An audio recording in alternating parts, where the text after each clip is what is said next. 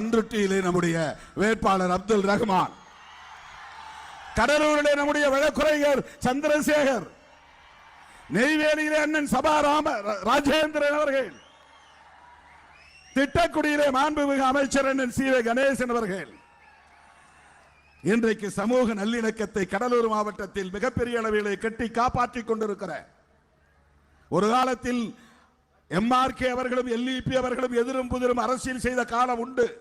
ஆனால் இன்றைக்கு அது முற்றிலும் தலைகீழாக மாறி எல்இபி அவர்களின் வாரிசு ஜோதிமணியும் எம்ஆர்கே அவர்களின் வாரிசு அண்ணன் மாண்புமிகு அமைச்சர் எம்ஆர்கே பன்னீர்செல்வம் அவர்களும் அண்ணன் தளபதி அவர்களின் தலைமையில் கைகோர்த்து நிற்கிற ஒரு மாற்றம் நிகழ்ந்திருக்கிறது.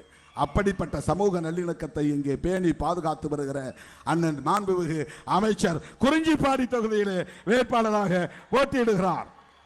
நம்முடைய விருத்தாசலம் தொகுதியிலே கேப்டன் அவர்களின் அரசியல் வாரிசாக களத்திலே இன்றைக்கு நம்மோடு கைகோர்த்திருக்கிற பெருமதிப்பிற்குரிய தலைவர், ஒரு பெண் தலைவர், தமிழ்நாட்டிலே ஒரு பெண்மணி, இன்றைக்கு மிக துணிச்சலாக இந்த அரசு தொடர வேண்டும் என்று ஊர் ஊராய் சென்று பிரச்சாரம் செய்து வருகிறார் திருமதி பிரேமலதா விஜயகாந்த் அவர்கள்.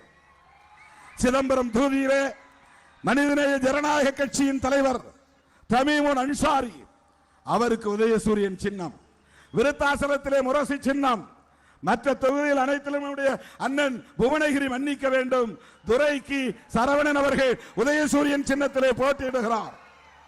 கடலூரிலே கை சின்னம், குறிஞ்சிப்பாடியிலே உதயசூரியன் சின்னம், பன்ருட்டியிலும் காட்டுமன்னார்குடியிலும் பானை சின்னம்.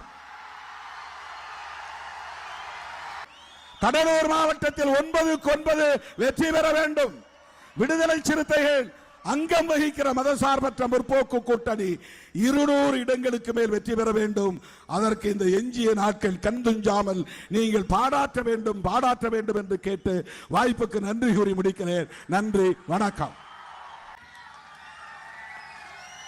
நமது வெல்லும் வேட்பாளர்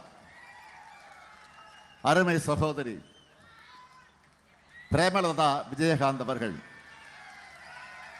என் ஆருயிர் நண்பர் கேப்டன் விஜயகாந்த் அவர்களுடைய மனைவி,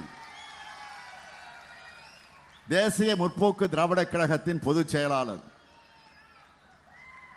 நண்பர் கேப்டன் விஜயகாந்த் உருவாக்கிய கட்சியை துணிச்சலா நடத்தி